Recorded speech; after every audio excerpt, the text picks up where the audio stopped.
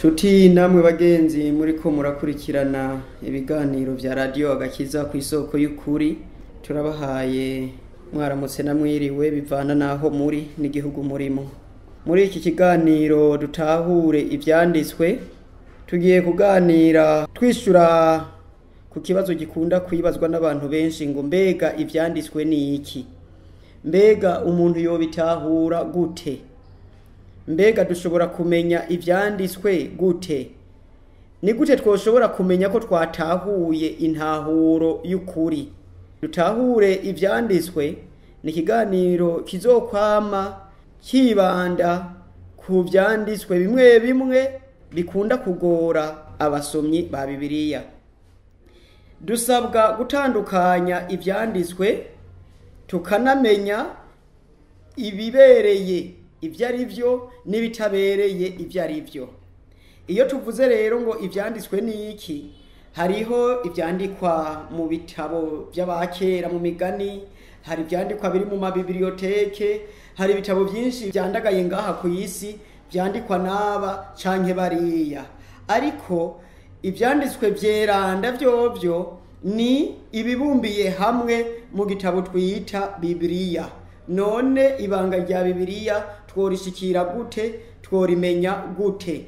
Mbega ni gute twoha agaciro ivyanditswe vyera muri Bibiliya yera gusumba agaciro duha ibindi vyose vyanditswe dusoma mu binyamakuru, mu maradiyo, mu mateleviziyo, aho dukura inkuru henshi ku matelefone n'ahandi mu WhatsApp. Ariko tukaba dufise ivyanditswe vyeranda ari vyo ijambo ry'Imana riboneka muri Bibiliya yera. Ni gute twoshika ku gutahura ivyo vyanditswe? Mugenzi unyumviriza, hariho imfunguzo zitatu. Izo mfunguzo zitatu utazifise udashobora gushika ku gutahura ivyanditswe vyera. Izo mfunguruzo zitatu nitwagendana nawe uko iki kiganiro kizohora gitambuka, uzosanga usigaye wararonse imigisha ukuye ku Mana biturutse ku gutahura ivyanditswe vyera. Izo mfunguruzo zitatu uti nizihe? Izo mfunguruzo zitatu ziboneka ngaha mu gitabo ca mbere c'Abikorinto igice ca 13 umurongo wa 13. Haranditswe ngo none rero hagumyeho ukwizera n'ivyizigiro n'urukundo, ivyo uko ari bitatu, ariko ikibiruta n'urukundo. Ndasubiramwo mu gusoma, none rero hagumyeho ukwizera n'ivyizigiro n'urukundo, ivyo uko ari bitatu, ariko ikibiruta n'urukundo. Nukuvuga ko Pawulo aravuze ibintu bitegerezwa kugumaho, aravuze ibintu guhera ubu rutegerezwa kugumana mu ngabire zose za mpwemu. Iyo udafise uvuga ngo iyi ntayo mfise ngo iriya ndayifise, Pawulo ariko aravuga yuko hariho ingabire zitatu za mpwemu zitegerezwa kugumaho ku muntu uwo ari we wese yitwa uburondera ubwami bw'Imana. Iya mbere ibaye ukwizera, iya kabiri ibaye ivyizigiro, iya gatatu ibaye urukundo. Ivyo uko ari bitatu. Mugabo arasobanuye neza ati igikuru ca vyose n'urukundo. Imana ishimwe cyane. None izo mfunguzo zitatu zodushikana gute kukumenya ivyanditswe vyera? Ico dukwiye kubanza kumenya ni iki? Mbega ukwizera goba ari urufunguruzo koko rudufungurira kumenya ivyanditswe vyera? Inyishu ni ego. Hari ijambo umukiza w'isi yavuze hariya mu gitabo ca Mariko igice ca 16 umurongo wa 15 n'umurongo wa 16. Haranditswe ngo arababwira ati mugende muje mu bihugu vyose mubwira abaremwe bose ubutumwa bwiza. Uwizera akabatizwa azokizwa, ariko utizera azotsindwa n'urubanza. Imana ishimwe cyane. Ahantu hari ibintu bibiri bikurikirwa n'ikindi kintu gikomeye ca mbere. Ubwa mbere habaho kuvuga ubutumwa bwiza. Abakiriye ubutumwa bwiza baca baronka ukwizera. Uko kwizera guca gukurikirwa no gukizwa. canke naho ukutizera nako kugaca gukurikirwa no gutsindwa n'urubanza. Igituma rero ukwizera ari urufunguruzo ufungurirwa nuko uronse ubutumwa bwiza, nuko iyo ugize ukwizera urubanza ntirugutsinda. Imbere yo gutahura ivyanditswe vyera ubanza kugira ukwizera, none ukwizera nako uba wakuronse ryari. Benshi n'abasomyi ba Bibiliya barazigendana, ariko ugasanga ukwizera bavuga ko bafise ntibaguheshejwe n'ubutumwa bwiza. Vyoba ari vyiza muri kino kiganiro nsubiye inyuma gatoyi nkagusobanurira ico arico inkuru nziza canke ubutumwa bwiza. Imana idufashe cyane. Ubutumwa bwiza ni jambo mu rurimi rw'ikinyamazuru bavuga ngo bonne nouvelle. Ndarishize mu ncamake, inkuru nziza ni inkuru uronka warugeramiwe hanyuma ukabwirwa inkuru y'ukurenganurwa, y'ugukizwa ico kintu cyari kikubangamiye, aho niho haca hava inkuru nziza. Noneho rero iyi si inkuru nziza yaronse nta yindi ni inkuru yaje ibwirwa umunyabyaha yuko ibyaha vyiwe bishobora kubabarirwa muri Yesu Kristo. Iyo niyo nkuru nziza. Iyo rero umuntu amaze kwemera iyo nkuru nziza, kwizera iyo nkuru nziza canke kwemera iyo nkuru nziza, aca ayemereshwa n'ukwizera kuri muri we. Iyo nkuru nziza turayisoma mu gitabo c'uwavugishwa n'Imana Yesaya igice ca 57 ku murongo wa 19. Haranditswe ngo, ni jewe ndema ishimwe riva mu minwa, amahoro abe kuri kure no kuri hafi, nanje nzomukiza ni kuhoraho agize. Aha mu Banyefeso hasubiramwo iryo somo, igitabo c'Abanyefeso igice ca 2 ku murongo wa 17, niho hari aya majambo nyene asa nayo avuga ngo yaraje abwira ubutumwa bwiza bw'amahoro, ababwira ubutumwa bwiza bw'amahoro mwebwe abari kure, kandi abari hafi nabo ababwira amahoro. Imana ishimwe. Igituma iyi Bibiliya ivuga yuko Imana yategekanije ubutumwa bwiza bw'amahoro nuko iyo wakoze ibibi byinshi, ukagendera mu birusha byinshi, ukabona ukumva ukiyumvira ugakora ibinyuranye n'ivyo ijambo ry'Imana risaba, nta yindi nkuru nziza ihari kuri wewe atari uko ushobora kubabarirwa muri Kristo Yesu. Nshuti bagenzi muriko muratwumviriza, uwo hirya canke uwo hino, uwa kure canke uwa hafi, uba mw'idini ri canke ririya, wamuzi neza ko atakintu na kimwe kizoguha amahoro biturutse kw'ideni ry'ivyaha wakoze kuvuvuka uca ubwenge, atari amahoro uronkeye muri Kristo Yesu. Uwuzoyakurangira biciye ahandi ni ay'agateganyo, kandi amara igihe gito, kandi ntazokubuza kugorwa no kurimbuka. Imana igufashe cyane.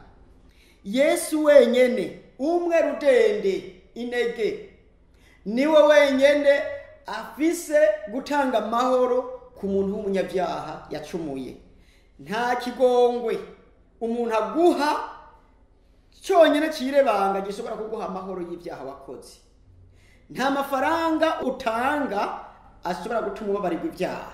Nta bwigoro bw'umubiri na bumwe buriho ushobora kuronka ngo ukore maze ubabarirwe ibyaha wakoze. Inkuru nziza y'amahoro ku bari hafi n'abari kure nuko dushobora kuronka ikigongwe muri Kristo Yesu. Imana yacu ihabwa icubahiro. Ubwa mbere rero ni ukwizera muri Yesu. Ico ni ca mbere.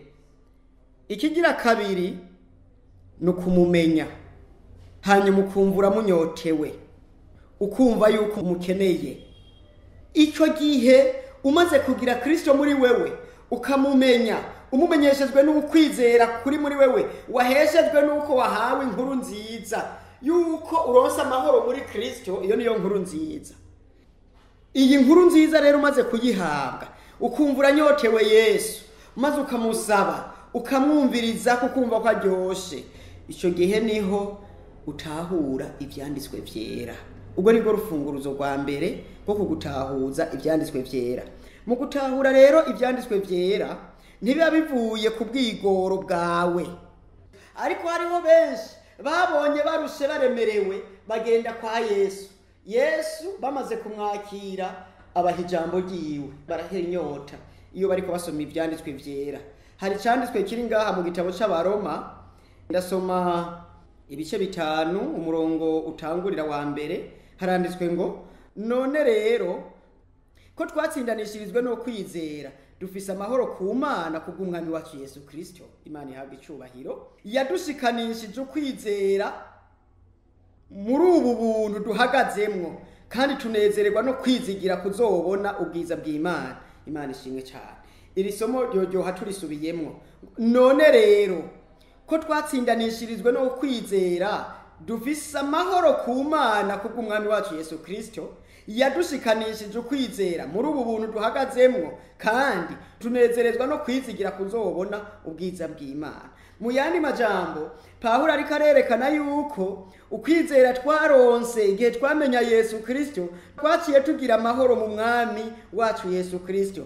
Aca dushikanisha ukwizera mu buntu duhagazemo. Mu yandi majambo, icyatumye uhagarara mu buntu nuko wari ufise ukwizera Kristo. Kristo Yesu akwereka umusaraba, Kristo Yesu akwereka imbabazi, Kristo Yesu aguha amahoro, ucuhagarara mu buntu. Abo nibo bonyene bahagaze mu mahoro kandi batsindanishirijwe n'ukwizera, nibo bonyene bafise amahoro. Uriya iyo uramukanya n'umuntu ngo gira amahoro atari muri Yesu, uzumubwire ati nta mahoro udafise Yesu. Kandi ntuzoba wihenze, ubutagira Yesu wese nta mahoro afise, nayo afise yibwira nayo agateganyo azomuca mu myanya y'intoki. Aha mu gitabo c'Abanyefeso igice ca 2 ku murongo w'8 hari amajambo avuga ngo ubuntu nibwo bwabakijije kubwo kwizera, navyo nyene ntivyavuye kuri mwebwe, ni ingabire y'Imana, ntivyavuye ku bikorwa kugira ngo hoye kugira uwirarira. Imana itubabarire. Hari abagura Bibiliya y'ikirundi, icongereza, igiswahili, igifaransa, bakagenda mu mashure bakiga za teoloji. Ivyo mubigira neza kandi birabereye, ariko nagira ndakubwire ko iyo siyo nzira yo kumenya Yesu. Hano muri iri somo hatubwiye ngo ubuntu nibwo bwabakijije kubwo kwizera, navyo nyene ntivyavuye kuri mwebwe, ni ingabire y'Imana, ntivyavuye ku bikorwa, ntivyavuye ku mashure, ntivyavuye ku mahera menshi nari mfise ngo ngure Bibiliya, ahubwo bambwiye inkuru nziza y'agakiza noronka kubw'ibyaha nacumuye nkabibabarirwa. Maze rero numva ndakeneye Yesu, ndapfukama ndamwakira, maze kumwakira mu mutima wanje ampa uburyo, ampa amafaranga, nja kw'ishure niga teoloji. Naratahura kuko nari mfise urubuto muri jewe rudahera, ariko Kristo Yesu. Teoloji yanje rero kibi yihezagiwe kuko ndayironkeshejwe na Kristo ari muri jewe. Imana ihabwa icubahiro. Uko kwizera nibwo rufunguruzo rwa mbere rufungura ibyanditswe byera. Niba ronka uko kwizera ntuzosubira kuvuga ngo niyo Bibiliya ngo yanditswe n'abantu. Umaze kuronka Yesu, ijambo ryiwe igihe cyose rigushikiye uraryumvira, ukaryubaha, ukarishira mu ngiro. Imana yacu iteye igomwe, ihabwa icubahiro. Ikigira kabiri, urufunguzo rugira kabiri ni ivyizigiro. None ko wasomye wakuye mwiki mu byo usoma? Mbega agashahara ko gusoma ibyanditswe byera kwawe ukubitirako ukarema nakahe?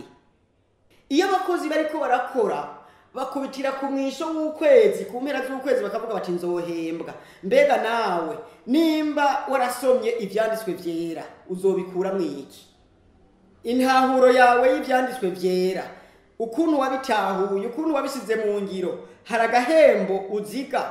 Nimba kahari, ibyo nibyo byizigiro vyawe. Imana ishimwe cyane. Reka turabe ikete ya mbere ya Petero igice ca 3 umurongo wa 15 haranditswe ngo ariko mwubahe Kristo mu mitima yanyu ko ari we mwami, muhore mwiteguye kwishura umuntu wese ababajije inyanduruko y'ibyizigiro biri muri mwebwe, ariko muri n'uburwaneza mutinya. Imana yacu ihabwe icubahiro. ni ukuvuga ko iyo ushaka kumenya ibyanditswe byera ubisomana ibyizigiro. Mbega ko nsomye iki gitabo cy'Itanguriro, ko nsomye iki gitabo cya Daniyeli, ko nsomye iki gitabo cy'Ibyahishuwe, ko nsomye iri somo, mbega ndaryungutse mwiki, kizonshikana kuki?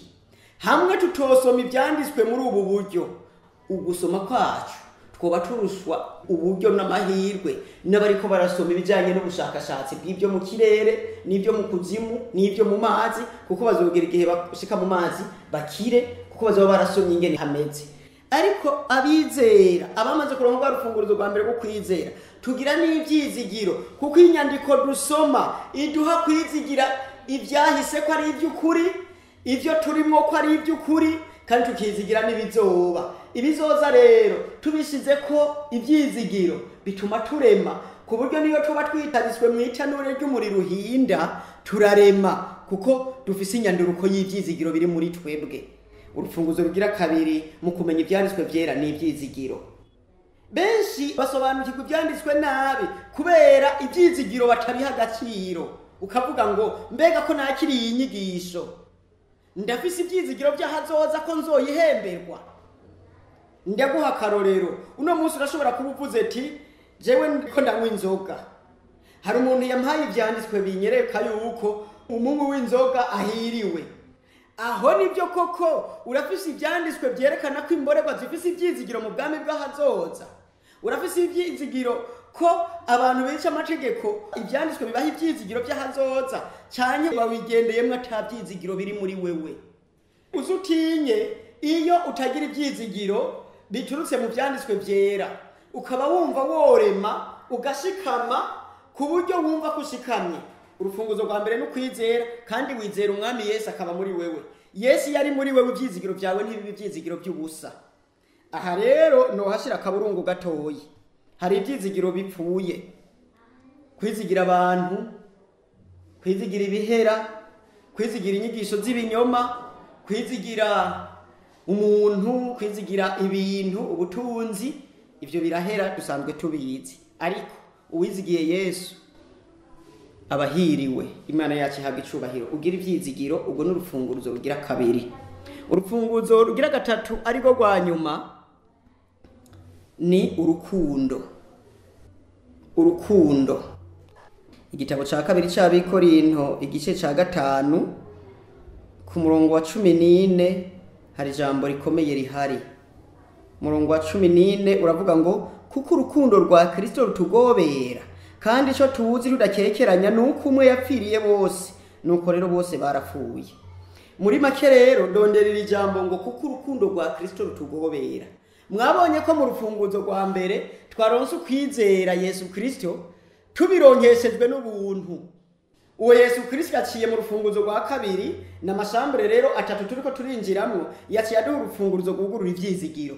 Duca dukura tufise ivyizigiro by'agashahara, ari bwo bugingo budashira.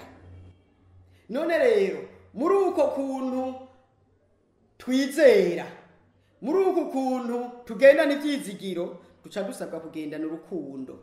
Ubwo rukundo rero ruradukoresha.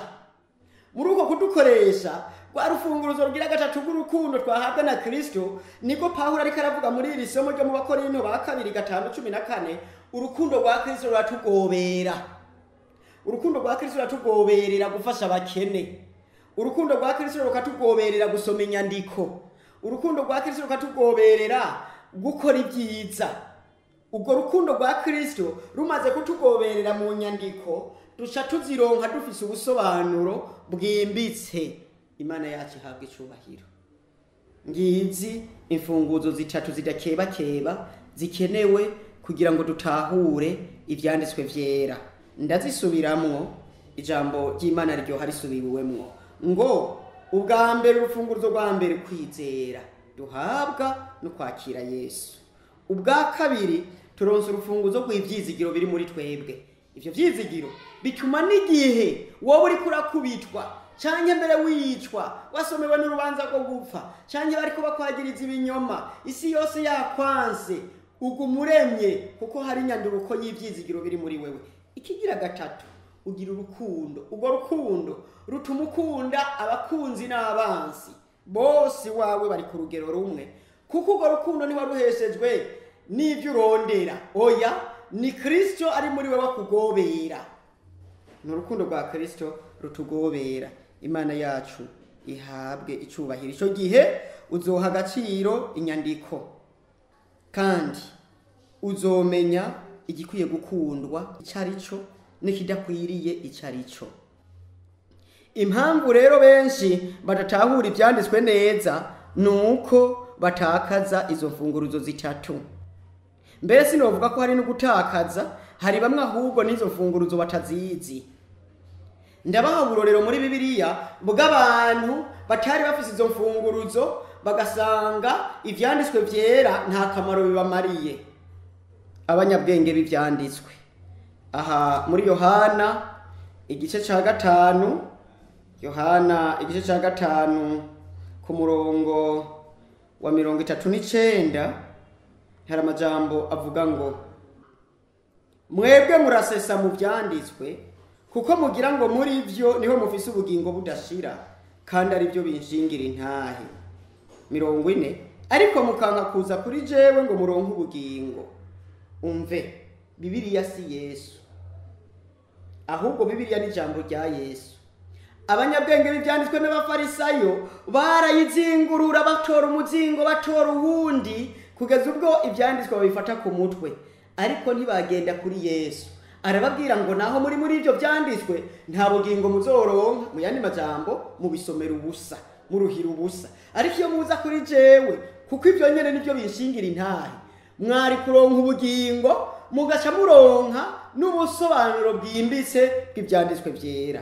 Ca wumva ingene batakaye bagahusha ubugingo, ariko ivyanditswe babifise. Bari babifise nk'ibinyamakuru, bari babifise nk'ibitabo vyandikwa n'abahinga basanzwe. Imana itubabarire cyane. Hanyuma ubundi mugwi nyene watakaye n'uw'Abisirayeli dusoma aha mu gitabo c'Abaroma igice c'9 ku murongo wa 30 ndasikana ku gice c'10 ku murongo wa 4. None tuvuga iki? Enda tuvuga yuko abanyamahanga batakurikiye ibyo kugororoka bashitse ku kugororoka, niko kugororoka kuva ku kwizera. Ariko Abisirayeli bakurikiye ivyo byagezwe byo kugororoka ntibabishikako. Ni kuki? Nuko batabironderesheje ukwizera, yamara babironderesheje ibikorwa nk'ivyo bibahesha, batsitara kuri ryabo yeritsitaza, nkuko handitswe ngo henda shira Siyoni ibuye ritsitaza, urutare rugwisha, kandi uwizera uyo ntazoterwa n'isoni. Aha mu gice c'10 ndabandanya guhera ku murongo wa 1 gushika ku murongo wa 4 ngo, bene data, ivyo himbara umutima wanje n'ivyo nsengera Abisirayeli ku Mana no kugira ngo bakizwe. Ndabashingira inaye yuko bafise ishaka ry'Imana, ariko si mu buryo bw'ubwenge. Ko batari bazi kugororoka kuva ku Mana, bakarondera kwishingira ukugororoka kwabo ubwabo, ntibaganzwe no kuva ku Mana, kuko Kristo ari ivyagezwe bishikirako kugira ngo aheshe uwizera wese kugororoka. Bagenzi, Pawulo ariko arereka Abisirayeli yuko ingufu z'umubiri, vuga ngo jengo ngubungira nige Bibiliya, ngo nshire ko ingufu cyane, ngo ndayimenye, ngo mbere ubu ntanguriye mu itanguriro, nzogeza mu byahishuwe, ubironderesheje ingufu zawe ntushobora gushika ku kumenya Bibiliya, mbere ntumenye na Kristo, ntumenye no kugororoka. Ariko ubanje kugira za mfunguruzo uko ari zitatu, ukarondera Kristo ufise izo mfunguruzo, umwakire, aguha ukwizera, ashira ivyizigiro muri wewe, aryo n'ijambo ryiwe riba ririmwo, aguha urukundo, aba arirwo rukugobera mu byo ukora byose. Ico gihe uzoshika ku kugororoka uheshwa no kwizera kutavuye ku bwigoro n'ibikorwa vyawe, kuko azoba ari Kristo akorera muri wewe. Ndabaha akarero mu kurangiza ya nkone y'Umunyetiyopiya, nayo yari ifise ivyanditswe mugabo itabitahura, nkuko tubisoma aha mu gitabo c'ivyakozwe n'intumwa igice c'8 ku murongo wa 31 haranditswe ngo, nawati nobishobora nte ntabonye uwubindongoramwo yinginga Filipo ngo yurire bicarane. Iyi nkone y'umunyetiyopiya yarasoma ntibitahure. Ni vyama vyasitse ugasoma ibisomwa muri Bibiliya bikakugora itahura. Ingorane ubufise ni ingorane yo kubura za mfunguruzo, kuko ata muntu waronse akubwira inkuru nziza. Iyi nkone yaciye ironka uyibwira inkuru nziza. Muransomera neza. Nta kindi kintu Filipo yamubwiye atari ukwizera umwami Yesu yapfuye akazuka. Kandi ivyanditswe byaciye bibiye byoroshe kuri we. Ngiye kurangiza icigwa nkubwira yuko ivyanditswe vyereka icyo mutabiha agaciro, nturaronka ubutumwa bwiza. Nta nkuru nziza y'agakiza urabwirwa. Ubirimwo kuko wabivukiyemo. Ubirimwo kubera ko watembereye mu ishengero ry'ahanaka wumva biraryoshe. Ubirimwo kubera ko uronderamwe amafaranga, kumbe baguhaye akazi canke icubahiro. Ewe ushobora kuba uri pasitoro, padiri, kontagite, revera, ntumbaze ivyubahiro. Ivyo rero kuba ubirimwo ntibihagije.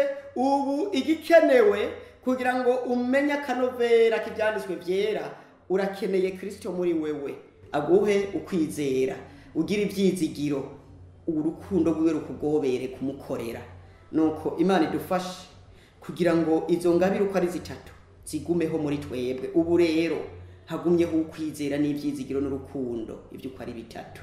Nivyo ndabasabiye nisabira mu izina ry'umwami wacu Yesu Kristo. Amen.